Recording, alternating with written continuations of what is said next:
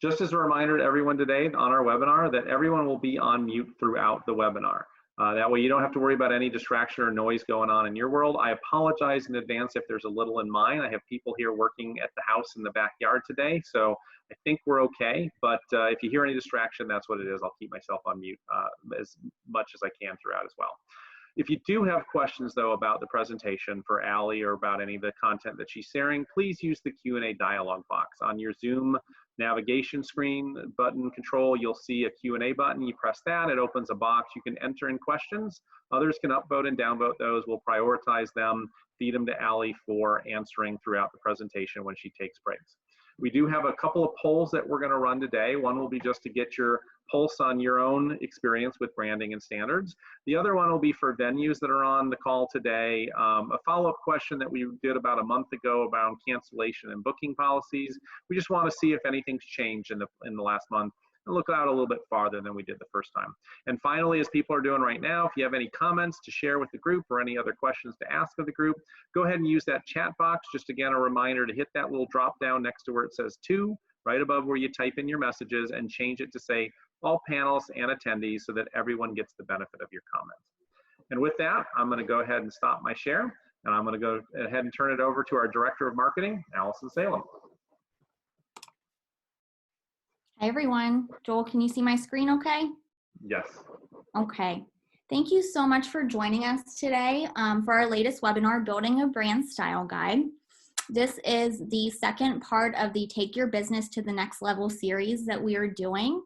Joel conducted the first one in the series, I believe it was last week, and that can be found on our resources page. Like Joel mentioned, my name's Allison Salem, or you might know me by Allie if we've met, and I'm the Director of Marketing for CMYK Venues. Joel had approached me a few weeks ago about conducting a webinar for a marketing series, and I really had a hard time trying to decide what kind of content to present, because in the marketing world, it just feels like there's so much content. It can be overwhelming. I feel like it's changing so often, and especially with social media marketing into, I feel like that's just a whole new ball game. So it dawned on me that brand style guides or brand handbooks are extremely crucial for a marketer and a marketing team to utilize, not just for venues, but really for any type of business. And in my opinion, it really is a roadmap for how to present your brand to your target audience. So you will see a quote here that I have, design is the silent ambassador of your brand. And Paul Rand, the person who was quoted by saying this, he was an art director, a graphic designer for huge brands. He designed for IBM, which I'm sure you are very familiar with their logo. So before I get into my webinar, I just want to do a little exercise or an icebreaker, if you will. I'm going to show you 3 different logos and 3 separate slides coming up, and each logo might have a hidden image within it. So I just want you to take a minute and see if you can see the hidden image. So here's our first logo I'm going to show you. This is the Pittsburgh Zoo and Aquarium, which I'm a little partial to because I lived in Pittsburgh for a few summers working.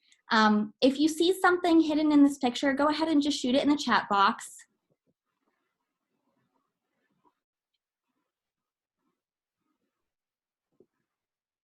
At first glance, you might just notice a tree, a black tree. But if you look in the negative space, you'll see the profile of a gorilla on the left and a lion on the right facing each other. And then at the bottom of the logo, you'll see some fish jumping out. And this helps showcase the type of wildlife that can be seen at the zoo and at the aquarium.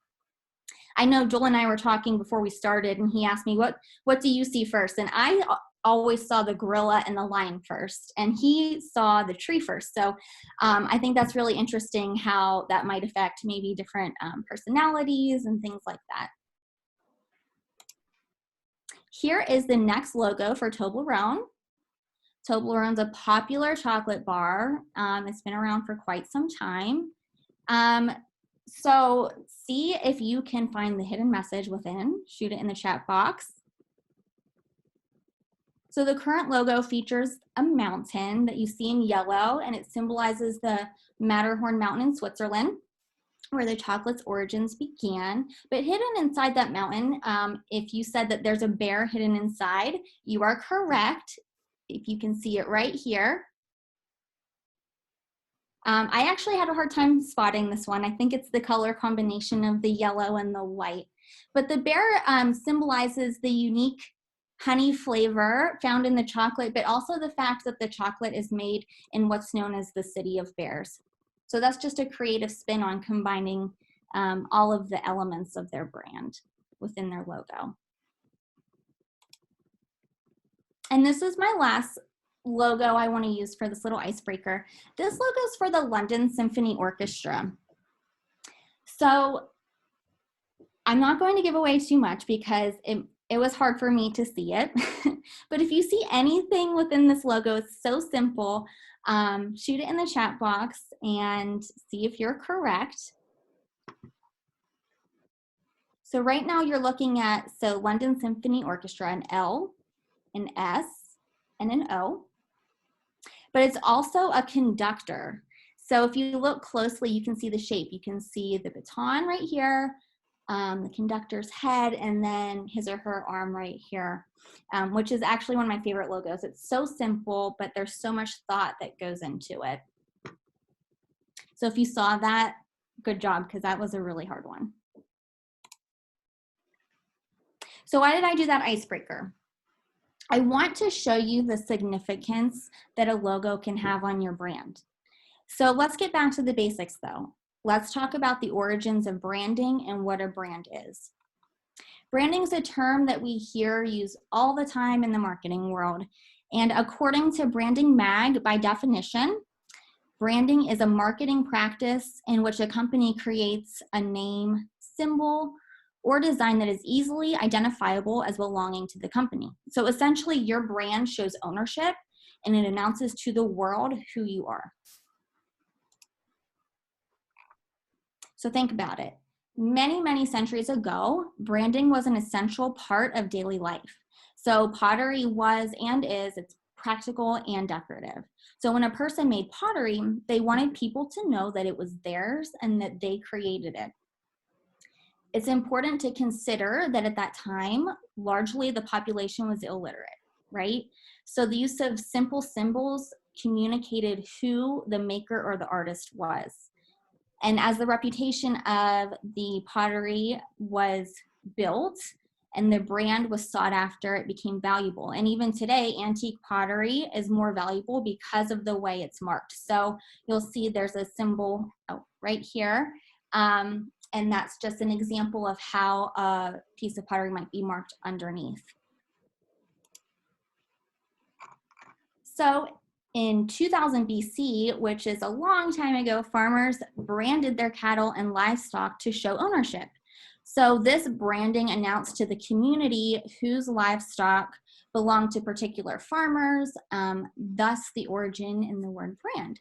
So think about what would happen if a cow was not branded, right? And it strayed away from the community or the herd. It was free game and anybody could take it. The same principles apply today. Your brand could be stolen or lost amongst the crowd if it doesn't have a distinct identity or a brand. Here's some examples of some simple primitive brands. There's no print or digital platforms back then, obviously, just metal.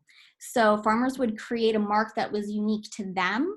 And each brand you see here as an example shows who they are and who they belong to. This is just a cup of coffee. It costs approximately 8 cents, less than 10 cents to make it home.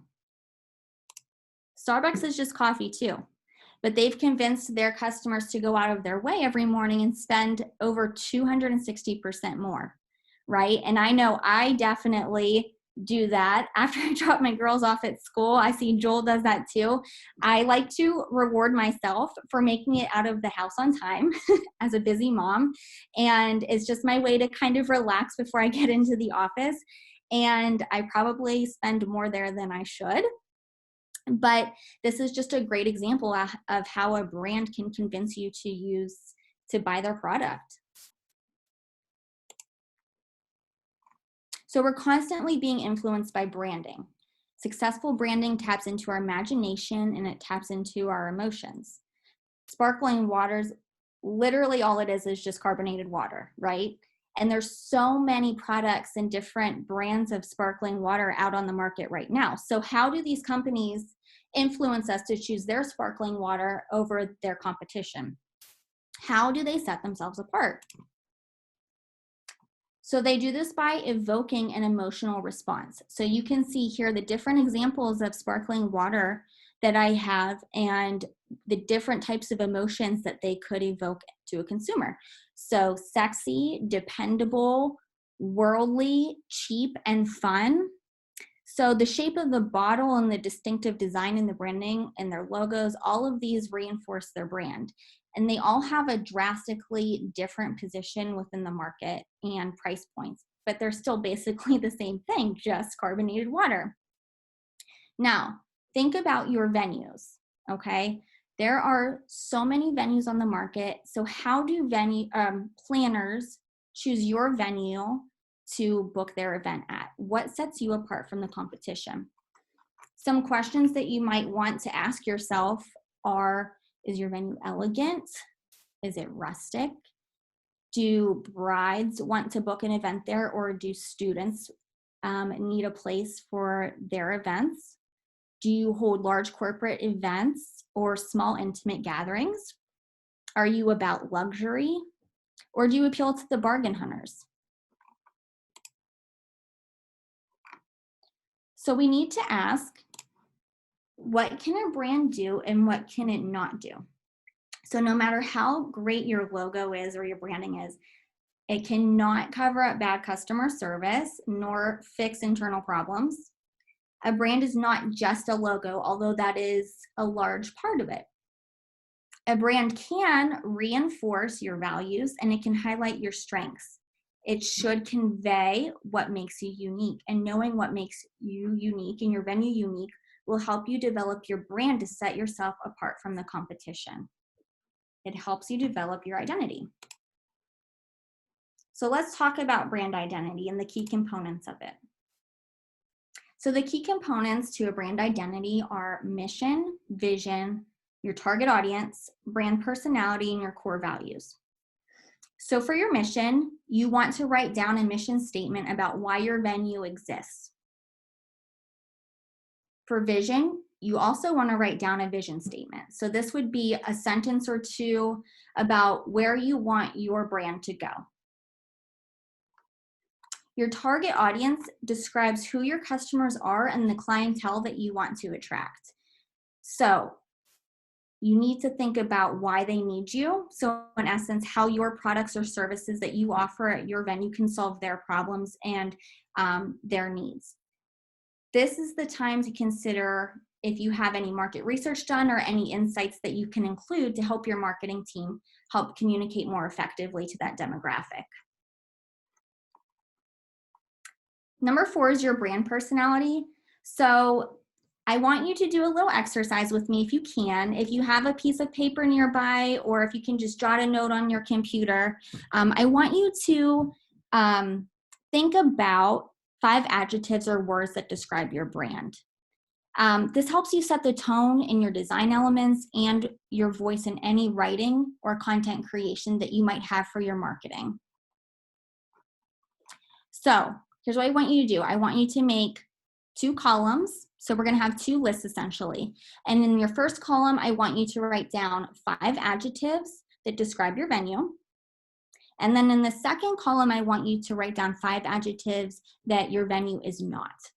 So oftentimes, and especially for me, I feel like we might get a clearer picture of what we're envisioning if we know what we aren't. And it might help us decide who we are, right? And this is a common practice with advertising agencies as well. This is one of the first things that they do, is they try to distinguish what a brand is and what it isn't.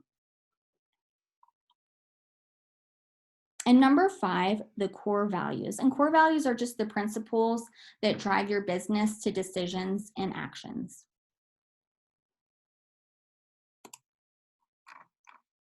I want you to get inspired now. Now that we did the key components, I want you to get inspired. Start a mood board. If you have a Pinterest account, it's basically a virtual mood board right at your fingertips. You can collect inspiration and images that you feel like are on brand for your venue. Then go through each image that you select, and I want you to note what you like about that image and what you don't like, okay? And so things that you also might want to consider including when you're drawing inspiration are examples of successful advertisements for your venue that you've done in the past. And these could be print mailers that you have mailed out, or digital ads or email campaigns that you have found to be really successful. And I know email campaigns, obviously, you can track click rates and everything like that. So you have great stats at your fingertips to determine that information. You can compile images from brands that you like to help you draw inspiration. And you can also keep track of questions that you might receive from clients. You might receive the same list of questions, so it helps you realize what you might not be answering or providing to your target audience. So in the future, you can convey your message more clearly.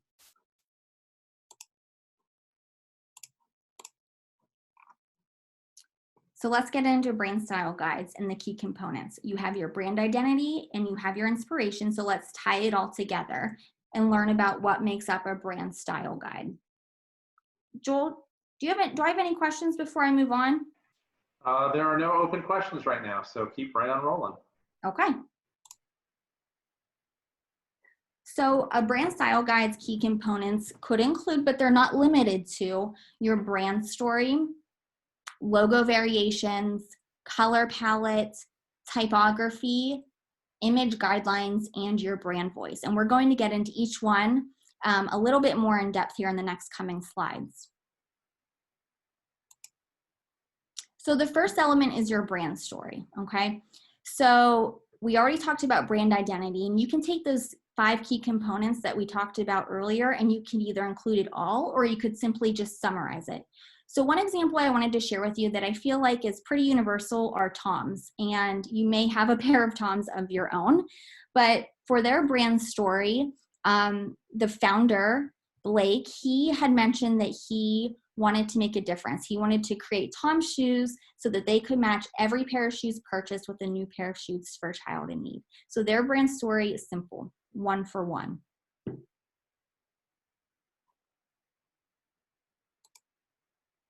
The next element in your brand style guide is your logo. So many brands have a primary logo as well as 1 or 2 alternative logos to give them versatility. So your primary logo, this is pretty obvious. It would be the main logo that you use for your brand. It's most often used on your website, your business cards, letterheads, printed material. The alternative logos or the secondary logos are a variation or a version of your primary logo. It's just rearranged a little bit differently in different formats and sizing. So for example, a designer might use a secondary logo. They might need it in a vertical format rather than a horizontal format. And it just helps your brand stay a little bit more consistent without changing your primary logo. And then there's also logo elements that can be anything from patterns, textures, icons, anything that ties your brand together and that's recognizable. So I have an example here. This is an event planning business. So their primary logo is the top logo that you're seeing right here.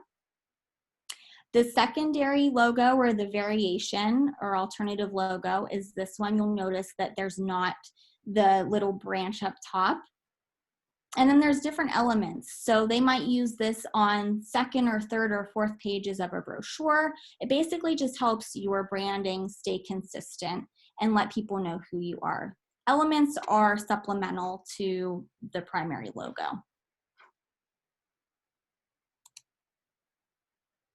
The third element is your brand color palette. Most brands choose 4 or fewer main colors, and they don't stray too far from the hues of their logo, usually defining primary colors and secondary colors. And this is the fun part to me. because whether you realize it or not, colors evoke emotions, and graphic designers often tap into the psychology of color when choosing colors for branding. So it's also important to note what kind of venue you are. So if you are a venue that hosts weddings specifically, you might want to choose a color palette that's more soft or neutral to attract your target audience. But if you're a venue that attracts youth camps or youth programs, maybe having a color palette that's more bright could be a little bit more fun and engaging to attract that specific audience as well. I listed a couple resources for you because there is so much to cover with the psychology of color and different information about color theory.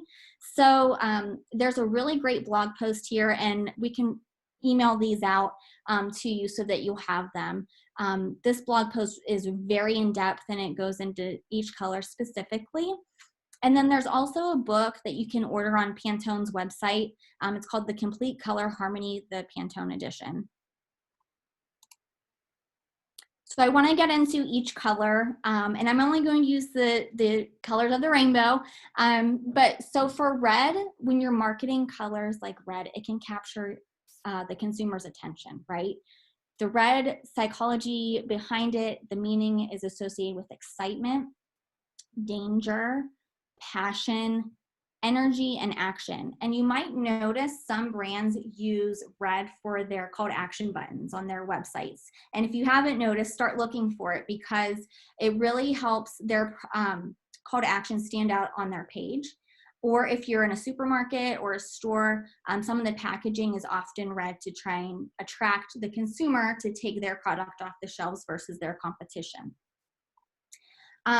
Now, red is the most intense color when it comes to the psychology of color, so it can provoke the strongest of emotions. So that's something to keep in mind.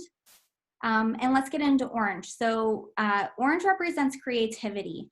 It's adventurous, it incites enthusiasm, success, and balance. It adds fun to pictures, websites, marketing collateral. Yellow. Yellow is a happy color. It revolves around sunshine, right? And who doesn't like sunshine? It evokes feelings of happiness, positivity, optimism, and reminds people of summer. But one thing to keep in mind is that it also is a color for warning. So think of road signs that you might see are also yellow as well. A lot of times when choosing colors for branding, they might use a cheerful yellow as the background or the border for a website. And just a design tip, if you are going to use it, try not to use white on top of yellow because it is really hard for the eye and it strains the eye a little bit, so it's hard to read. The next color is green. Green in color psychology is highly connected to nature and to money, right? It incites the feelings of growth, fertility, health, and generosity. And so I'm thinking of some brands that I know that are in the health or medical industry. A lot of times you might see green in their logo designs or in their branding. There's a hospital not too far from here, and their colors are green. And I guarantee that if you looked up some of the branding of different medical offices around you, they might have green in their branding as well. Oh, trying to get to my next slide. Okay, blue. The psychology behind blue is that it ties closely to the sea and the sky. So it incites feelings of stability, harmony, peace, a sense of calm and trust. So if you're a customer or if you're perusing any websites, I want to challenge you because you may notice, and you probably haven't before, but you may notice maybe a free shipping icon. It's most likely going to be blue or maybe a certification of some sort. Icon on somebody's website might be blue. It's often there to help incite a feeling of trust between the consumer and the brand, and it's a subconscious trust that's happening. So be on the lookout for that the next time you are ordering something online. The next color and the last color I want to go over is purple. Purple is the color of royalty. It's connected to power, nobility, luxury, wisdom, and spirituality. But one thing to note about purple is that it can come across as an arrogant color. So I might recommend, if you are trying to develop a color palette for your brand or for your venue, maybe using it as a secondary option rather than a primary option.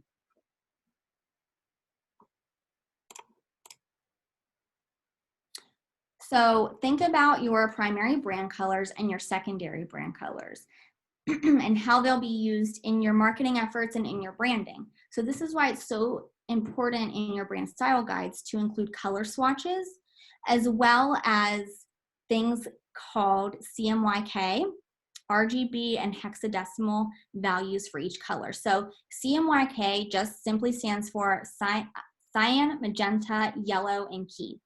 Key is just a fancy word for black. One way for me to think about this is if I'm ever changing the ink in my printer, this is what you see. RGB simply stands for red, green, blue. And hex codes are just hexadecimal values. Oftentimes you'll see them with a pound symbol and then a string of letters and numbers after. And I use hex codes all the time in my marketing for unique venues. I can tell you off the top of my head, our hex code for our red for UV is the hashtag E80032 because I use it all the time. Here's an example of just a small business. It's a coffee shop. It's called Scrimshaw Coffee.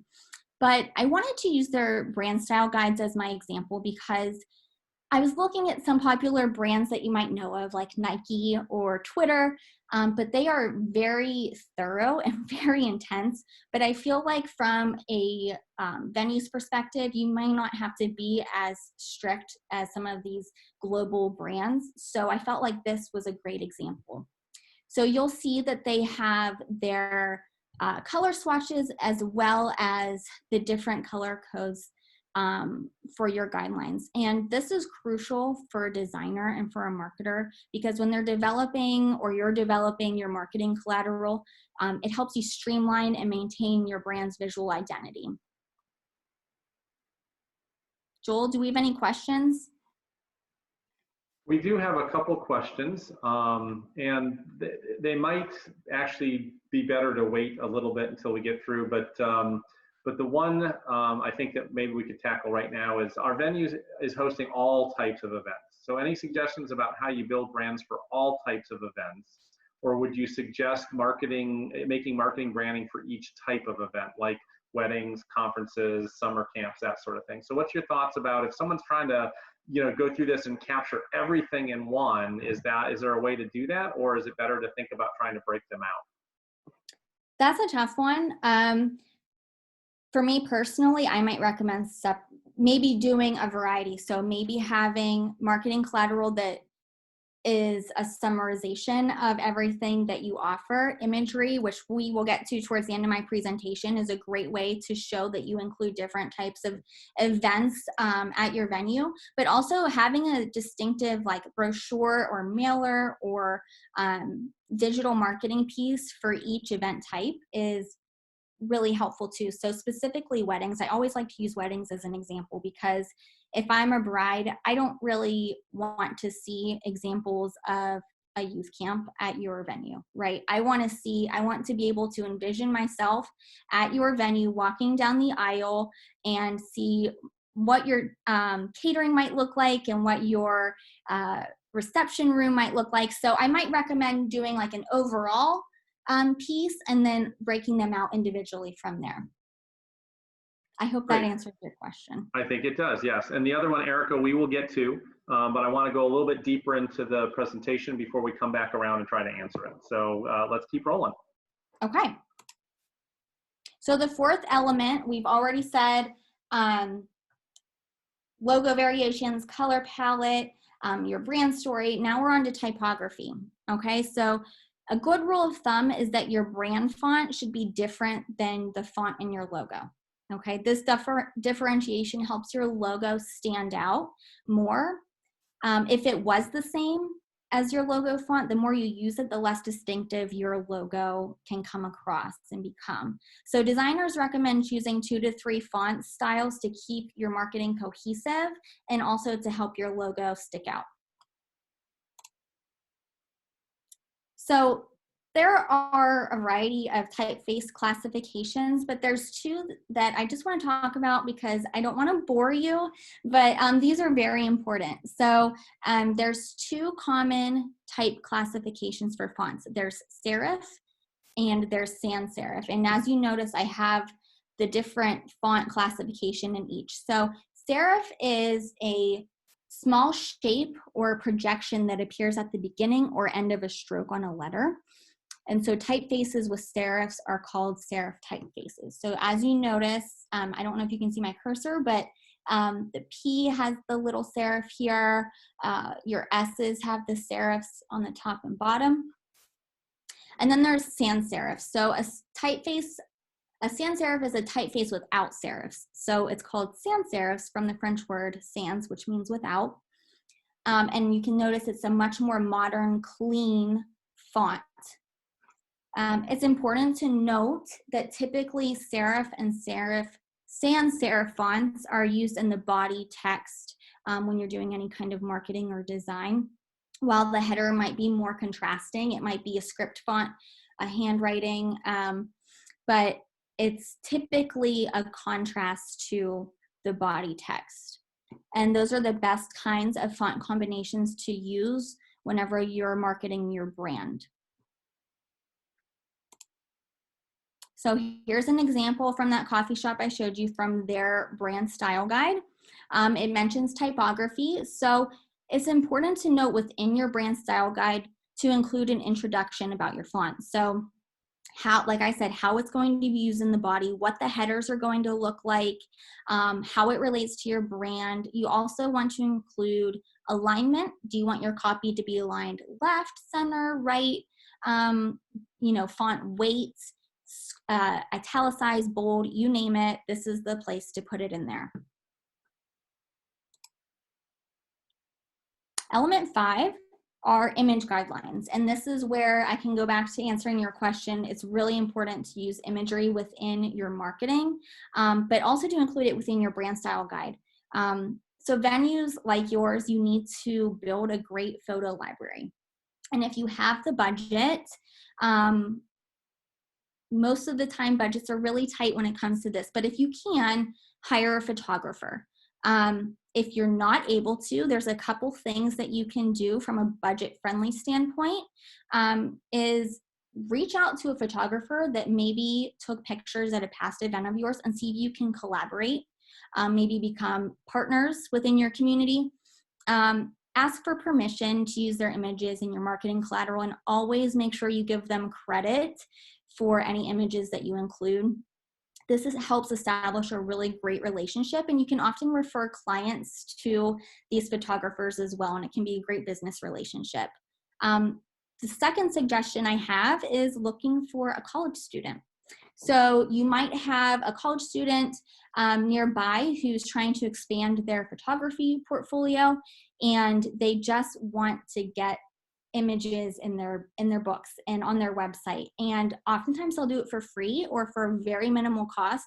And so that's another option if you don't have a budget or you have a very small budget to get around hiring a professional photographer. So as they say, a picture says 1,000 words. So your photos should really pull your customers in so that your audience and who you're trying to attract to book events at your venue, they should be able to imagine themselves within that photo. So here's some examples. This is a great event space. It looks rather large. There's great lighting, but it lacks interest. And so it's not going to capture anyone's imagination. Here's the difference. You can show your target audience or your potential customers what's possible. So dressing up your venue before a photo is taken shows that you really care about your customer, and then hopefully your customer will start to see themselves envisioning themselves booking an event with you and potentially hosting an event with you. So instead of showing an empty auditorium, you could show a filled auditorium. This is a stock image. Stock images are fairly cheap. A couple resources for you. You could use Adobe Stock, or you could use iStock Photos, which I do have an account for iStock Photos. I buy credits per month, and I really like them, but adobestock.com is great as well. So this auditorium shows great color, it shows activity, and so I might recommend using a stock image for any kind of like catering if you can't get a great image of certain things, because they wouldn't be able to tell if that was your venue in the background or not. And as you can see in this auditorium, is kind of blurred out, and they show the speaker in the forefront. So it kind of highlights, you know, that the room's in use, it's alive, and it really shows off that human element. So what do these have to do with your brand style guide? Well, including them within is a great example for a small business or a venue to outline the various ways that you can put your logo on top of those specific images. It helps keep everything cohesive, right? So from a marketer standpoint or a designer standpoint, it's important also to know what type of imagery to avoid. So you might not be able to see it because it is pretty small here, but basically in the Scrimshaw Coffee's brand guideline, they tell you what type of images to avoid. They tell you to avoid busy images. They want clean images. They also suggest using an overlay on top of images before you put the logo on. Some of your venues might have that or might want to use that. It portrays a certain mood that they're trying to express to target their certain audience that they want. And the last element for a brand style guide is your brand voice. So your brand voice is the uniformity and selection of words, the attitudes and values of the brand while addressing the target audience or others. So it conveys your brand personality to your external audience. So remember when we wrote down in the very beginning those 5 adjectives that describe your brand. This is where you would list those within your brand style guide. So is your venue sophisticated or quirky? Are you classic or trendy? Defining those adjectives within your brand style guide helps from a marketing standpoint when you're coming up with content creation. And it helps set an even, consistent tone and voice throughout your marketing. So here's an example from Virgin Mobile's brand style guide. I like this because I felt like it was pretty simple, and you can see the types of tone and voice that they want to instill whenever they're coming across and doing their marketing and branding. So they want to stay positive, using enthusiasm, use humor with cheeky wit, keep it simple, say it like it is, be human, friendly, and natural. Authenticity goes a long way. Make it fresh and with talkability. Those are just 6 elements, and of course you can expand that and get into even more detail if you want to include. So other considerations you might have are including patterns and textures. There might be certain elements that you use on your website that you can include within your brand style guide as well. Employee uniforms or dress code. Some venues might require their employees to wear certain uniforms whenever they are hosting events. This might be a great place to put that. If you look up NASA's brand style guides, you can see some examples of how they show, you know, the uniforms that astronauts wear. You can include email signature details and PowerPoint templates as well. Joel, I'm going to stop here and ask if there's any questions. There are, and this last section prompted several good questions. So when talking about fonts and typography, do you have a good tool or rule of thumb when choosing primary and secondary fonts for your brand? So how do you choose like complementary typography? Is there a good way or good to know that they'll blend or they'll match well? So, okay, I've heard a graphic designer say choosing a good font or typography is like choosing a good set of pair of shoes. You know, you need to really think about the type of business that you're attracting. And I keep going back to weddings, and I apologize if you're not a wedding venue, but I just feel like this illustrates the concept the best.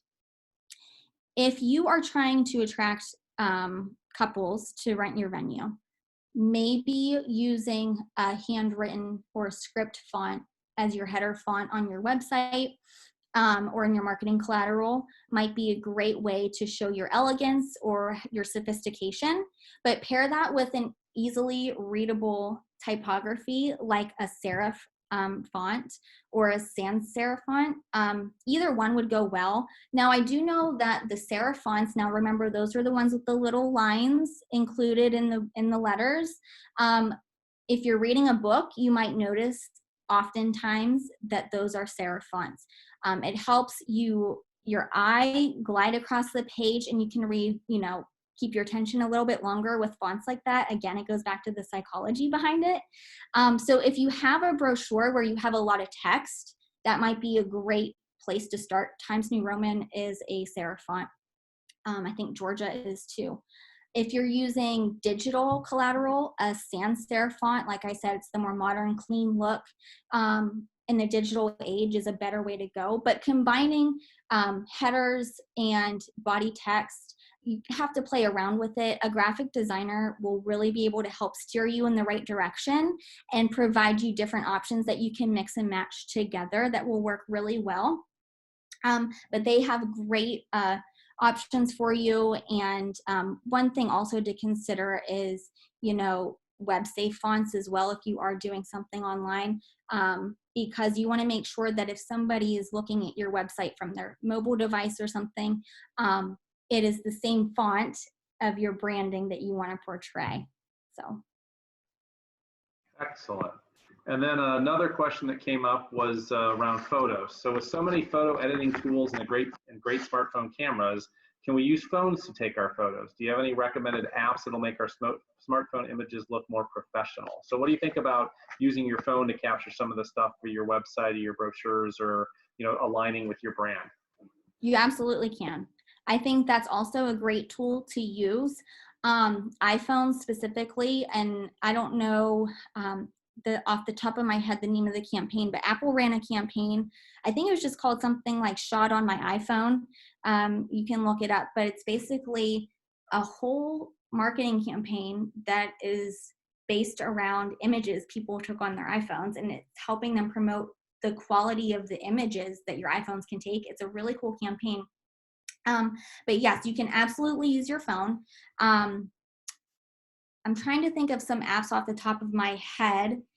What I'll do is I'll make a list, Joel, and maybe I can get them to you and we could send them out for some people to use, because there are so many out there, and I just want to make sure that I'm providing you a good list. So that's perfect. I know that Lightroom, you might see Lightroom presets on your Instagram ads when you're scrolling through. Lightroom presets are really good, especially for your Instagram branding, because it's basically filtering your images to have a cohesive look. So if somebody's looking at your Instagram and they're seeing, all the squares, you want to make sure that those are all consistent with each other. So Lightroom presets is definitely one off the top of my head that I would recommend, and you can purchase those in a variety of ways, but I'll get that to you, Joel, and we can get those sent out.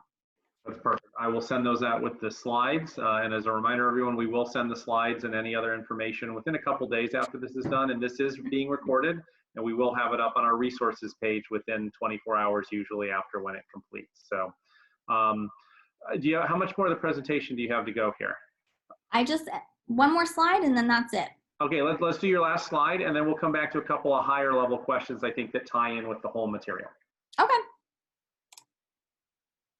So I just want to summarize and wrap up with the importance of your brand style guide and why it's important to communicate your brand clearly. It establishes trust with your target audience and your potential event planners that might be booking an event with you.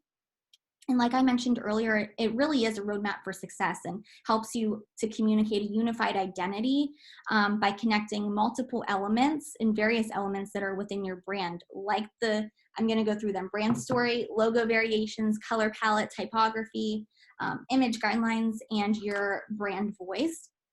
And then a brand style guide can also help set some rules for you. You might want to establish establish within your guide how not to use your logos and how not to use your imagery. This helps your marketing team and your marketing department know clearly what their boundaries are. And I think, Joel, that pretty much wraps it up. I do have a couple examples here if you guys are interested in looking at some really in-depth, really good branding strategies and style guides. I highly recommend looking up Spotify, Nike, and Apple. Those are huge global brands, but they've been around for a while, and I think they must be doing something right. So look at their brand style guides from a marketing perspective, because those are really helpful. Fantastic. Well, here's a couple more high-level questions that maybe you can help some of our venues with. The first one, which I know Erica's been waiting patiently on, so thank you, Erica, is how would you recommend branding a brand within a brand? So like many of our venues that are college and universities, they're, the overarching university brand takes precedence, but their specific focus, conference and convention services, doesn't have the same audience. So how do you try to create a brand within a brand when you've got kind of this overarching thing that's going on? Do you have any thoughts about that? That's tough, because I said to Joel before we even started, before anybody came on today, I said, this might be a little tricky for universities and college campuses, because their brand guidelines and their standards are so thorough that it might be hard to differentiate your conference services from the overall academic, impression that they're trying to make. Not to plug unique venues, but I'm going to, because we do offer for campuses and universities through our consulting services. We do offer graphic design services specifically for you. And we also have the option for you to have your own URL through our website that will help your brand distinguish itself and kind of stay apart from the academic side of what your institution offers, and let planners know that you do have rentable, usable event space. So first of all, having your own landing page and URL is critical. And I've seen a lot of conference services departments have their own specific logo. Oftentimes the communications department will have that for you, but if they don't, see if they can create one.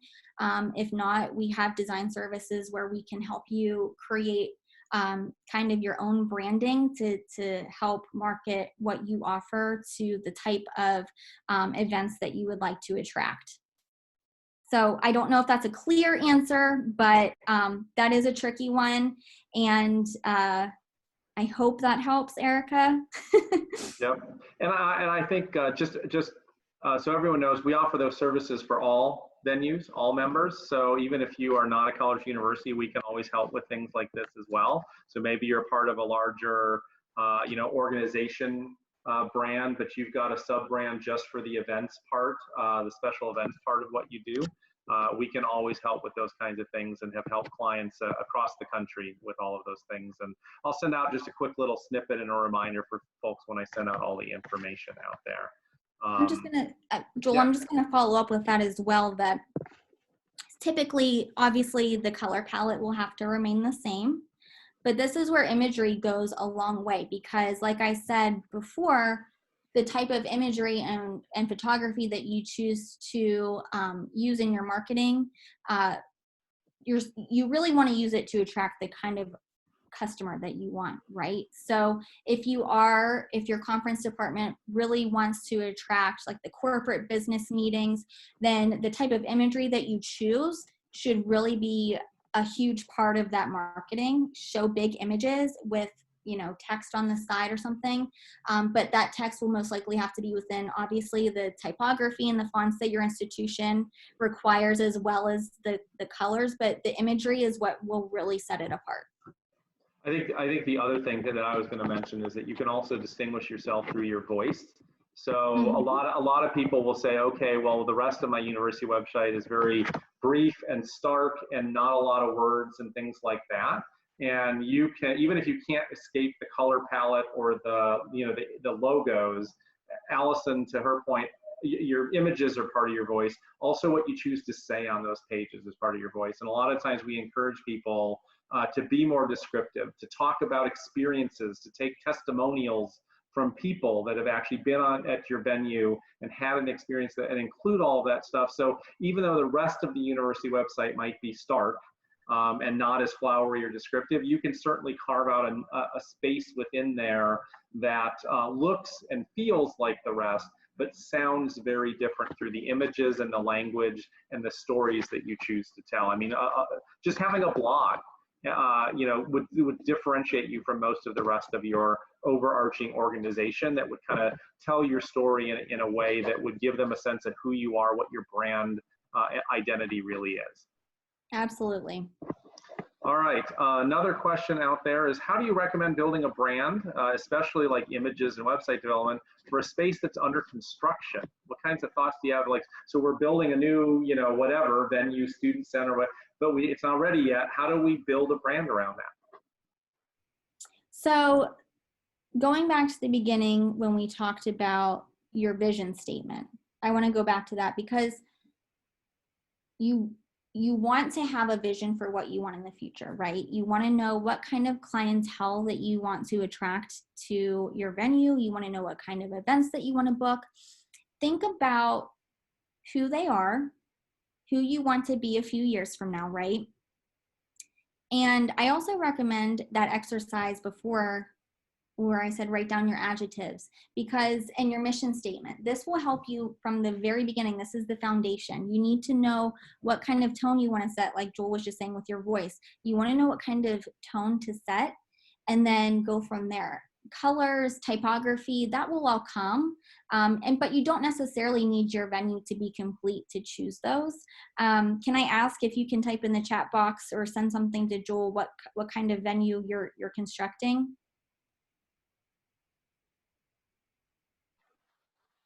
Just says event space, so it's probably some kind of a unique event space. Okay. I'm going to use an example of one that we've worked with in the past, or that I've worked with. It was an event.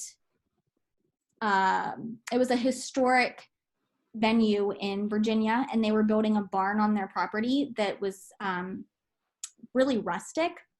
And so in the beginning, they only had their architecture drawings, but we were able to use those drawings in email marketing campaigns.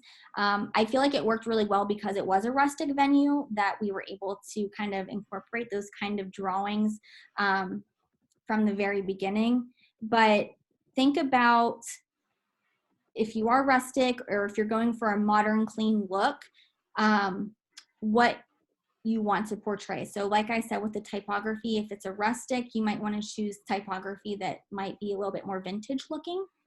If it's a modern, sleek venue that you're building that has great technology and Wi-Fi access and all the bells and whistles, I would recommend going with a really sleek, clean look, clean colors. And that's my recommendation. But if I had a little bit more information, maybe that I could help a little bit better, but feel free to email me and I'd be glad to talk with you offline, and we can go from there.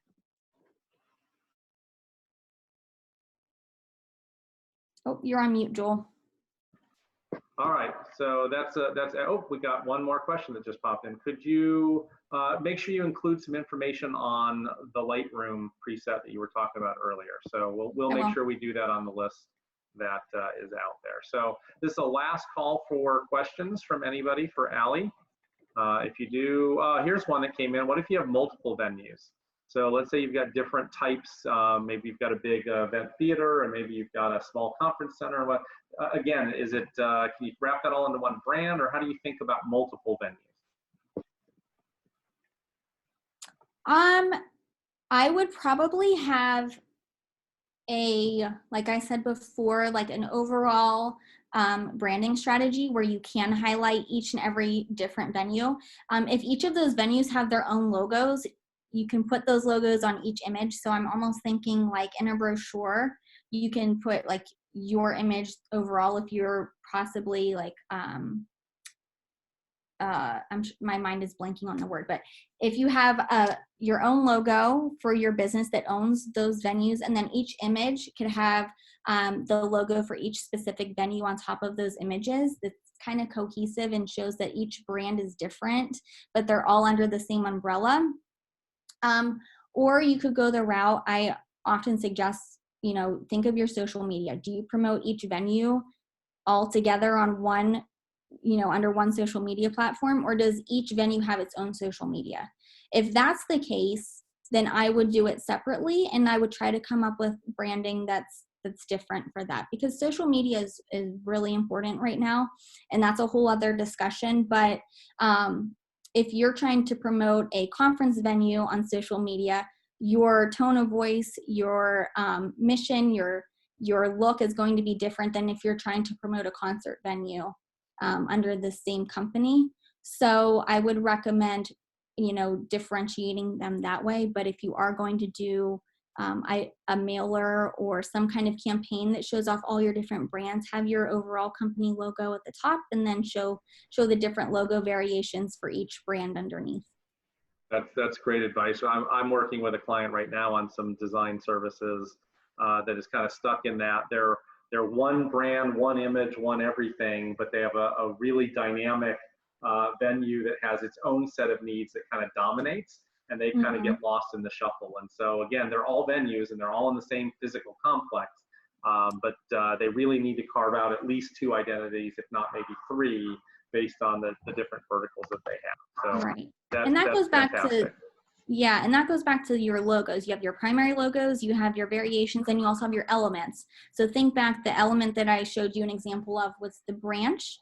And that's something that you can also include with these different venues as well. You can have different logo elements that you can use in your marketing and branding strategies for those. Excellent. Okay. Well, just a reminder to folks that the session evaluation is open. So if you haven't filled it out yet, please navigate over to that poll window or press that poll button and fill it out before you go today. I'm going to share my screen really quickly here. Oh, and no, it's okay. I have the ultimate power. I can just take it away. Okay. But thank you for stopping it. And we will, just as a reminder to people, we've got a few more webinars planned at the moment that are out on our resources page. Our last Next Level webinar is on digital advertising next week, presented by Todd Wonders, our Director of IT. He's going to kind of get into what is it, why do we do it, how does it work? So if you've ever wanted to learn more about Google Ads and digital advertising and things like that, pop in next week. Next week is also Member Group Therapy Week, and this time we've decided to break it up. On Tuesday, we'll have just Canadian venues participating. So if there's unique or special things about COVID-19 and what's going on in Canada right now, we can discuss those. And then on Thursday, it'll be for US venues. And finally, for the planners that are on our call, we have another planner roundtable scheduled on May 28th. Again, those are great opportunities. Everyone's on screen, everyone can talk, and we just kind of throw out questions or comments and let the group help solve problems and answer questions for one another. And just a reminder, we are working on the next wave of programming. So for those of you, if you were on yesterday and you gave us some feedback, thank you for your feedback. We're going to have many more webinars coming soon so that we can fill out the calendar in June and probably into July. And we're going to keep on doing this for as long as we need to support everybody in the industry while we're all struggling with kind of the challenges that are going on right now. So with that, I will come back out here and bid a last thank you to Allie for doing such a wonderful presentation today. Got lots of great stuff. We've got a couple of people that really appreciated the colors and the palette, the font choices that you made in the presentation itself. So, so well done there. And to all of you that attended, we thank you for your time today. And we look forward to seeing you on a future webinar with Unique Venues. Thanks, and everybody, have a great afternoon. Bye-bye, everyone. Bye.